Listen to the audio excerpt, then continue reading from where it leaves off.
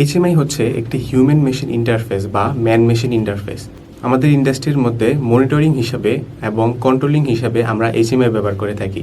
আজকের ভিডিওতে আমি দেখাবো যে উইনসিসি ফ্লেক্সিবল 2008 এইচএমআই সফটওয়্যারের মধ্যে আপনি কিভাবে একটি ফাস্ট প্রজেক্ট ক্রিয়েট করবেন এবং একটি এইচএমআই প্রজেক্ট ক্রিয়েট করার সময় কি কি স্টেপ আপনাদের নিতে হবে এবং কিভাবে আপনাদের প্যারামিটার সেট করতে হবে এবং আপনাদের নেটওয়ার্ক চুজ করতে হবে, এই সমস্ত কিছু আমি এই ভিডিওতে আপনাদেরকে দেখিয়ে থাকবো খুবই সহজভাবে। আমি শিওর যে আপনি যদি এই ভিডিওটি দেখে থাকুন তাহলে আপনি এইচএমআইতে খুব সহজভাবেই যে কোনো একটি প্রজেক্ট ক্রিয়েট করতে পারবেন। তাই চলুন আমরা শুরু করি। এটা হচ্ছে আমাদের উইনসিসি ফ্লেক্সিবল অ্যাডভান্সার interface. Open the most recently edit project. যদি আমরা রিসেন্টলি কোনো প্রজেক্ট করে থাকতাম তাহলে আমাদের এখানে একটা লিস্ট আকারে আসতো এবং এখান থেকে আমরা ডিরেক্টলি ওপেন করতে পারতাম। সেকেন্ড অপশন হচ্ছে কি ক্রিয়েট এ নিউ প্রজেক্ট। আর থার্ড অপশন হচ্ছে ওপেন অ্যান্ড এক্সিকিউটিং প্রজেক্ট, যেখানে আমরা প্রিভিয়াস আমরা প্রোগ্রামগুলো সেভ করে রেখেছি, সেই সেভ প্রোগ্রাম হচ্ছে আমরা এখানে ক্লিক করে এটা ওপেন করতে পারবো সরাসরি। কিন্তু আমাদের যেহেতু তো দেখুন আমি প্রিভিয়াস একটাই প্রোগ্রাম করে রেখেছিলাম, এটা এখানে শো হচ্ছে। তো আপনি ক্লিক করে ওপেন দিলে হচ্ছে আপনার প্রিভিয়াস প্রোগ্রামটি ওপেন হয়ে যাবে। আর যদি আপনি ক্রিয়েট এমপি প্রজেক্ট করতে চান তাহলে এটাতে প্রেস করলে আপনার ক্রিয়েট এমপি প্রজেক্ট হয়ে যাবে। কিন্তু আমরা চাচ্ছি আসলে ক্রিয়েট এ নিউ প্রজেক্ট, তাই আমরা এখানে ক্লিক করব। ক্লিক করার পর আমাদের small machine, large machine, distributed machine এবং control centre and local operating, তো আমরা চাইলে এখানের মধ্যে আমাদের প্রয়োজন অনুযায়ী যে কোনো মেশিন আমরা সিলেক্ট করতে পারি। কিন্তু আমার এখন দরকার হচ্ছে small machine.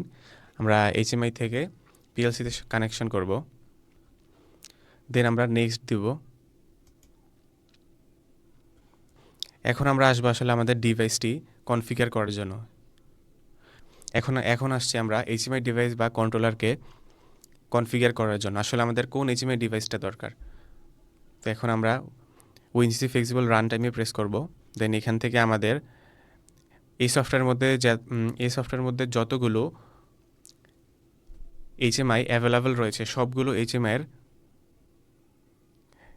HMI device type এখানে দেওয়া আছে সাবরুটিন আকারে। যেমন দেখুন micro panel, mobile panel, basic panel, এরকম সব ধরনেরই টাইপ অফ ডিভাইস এখানে আছে। তো আমার কাছে এখন যে এইচএমআইটা আছে আমারটা হচ্ছে বেসিক প্যানেল। আমার কাছে আছে বেসিক প্যানেল, তাই বেসিক প্যানেলে এখন আমি 10 ইঞ্চেরটায় প্রেস করব, কারণ আমার কাছে আছে এই এইচএমআইটা।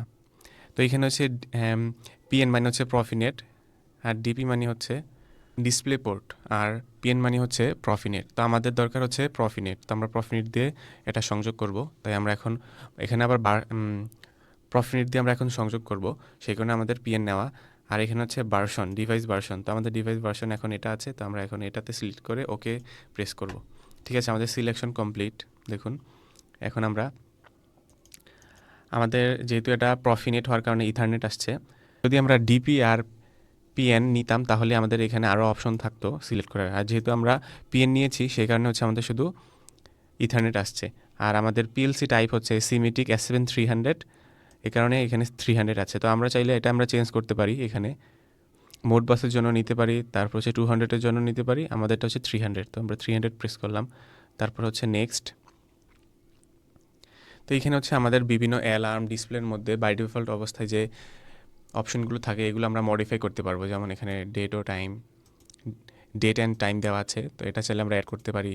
তো স্ক্রিন টাইটেল অ্যাড করতে পারি, এটা দরকার নেই আমাদের। হেডলাইন অ্যাড করতে পারি, হেডলাইন দরকার নেই এখন। আর এটা হচ্ছে অ্যালার্ম, হ্যাঁ অ্যালার্মটা দরকার আছে আমাদের, তো অ্যালার্মটা আমরা দিলাম। ঠিক আছে, এখন আমরা নেক্সট।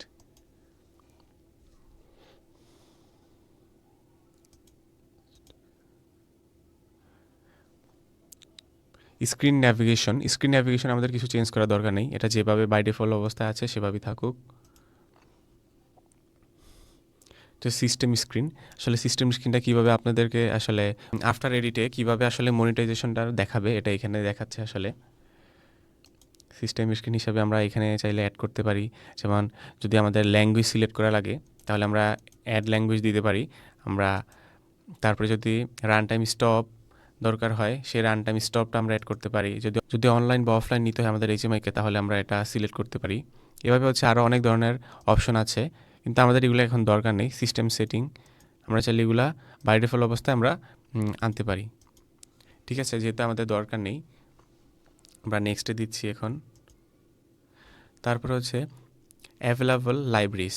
আমাদের এই লাইব্রেরিজটা আসলে আমরা লেফট বা রাইট সাইডে নিতে পারি। তো আমরা যদি রাইট সাইডে অল সিলেক্ট করে যদি রাইট সাইডে নেই তাহলে রাইট সাইডে চলে আসবে, আবার লেফট সাইডে নিলে লেফট সাইডে চলে আসবে। ঠিক আছে, আমরা লেফট সাইডে রেখে দিলাম। তারপরে নেক্সট। তারপর হচ্ছে প্রজেক্ট নেম। তো আমি ফার্স্ট প্রজেক্ট দিয়ে দিই, আমি ফার্স্ট প্রজেক্ট দিয়ে দিচ্ছি ফার্স্ট প্রজেক্ট। ঠিক আছে, তো এখানে চাইলে আপনি যে কোনো নাম দিতে পারেন।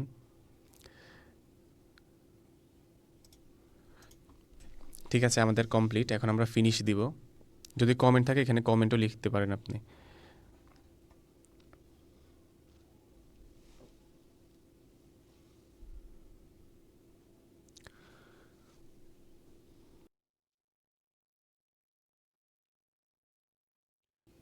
দেখুন আমরা কনফিগার করার পর আমাদের এইচএমআই স্ক্রিন চলে এসেছে। তো এটাই হচ্ছে আমাদের মূল এইচএমআই স্ক্রিন, এবং এই স্ক্রিনটাকেই যদি আমরা এডিট করে থাকি তাহলে আমাদের যে এইচএমআই টাচ প্যানেলটা আছে সেই টাচ প্যানেলে হচ্ছে শো করবে।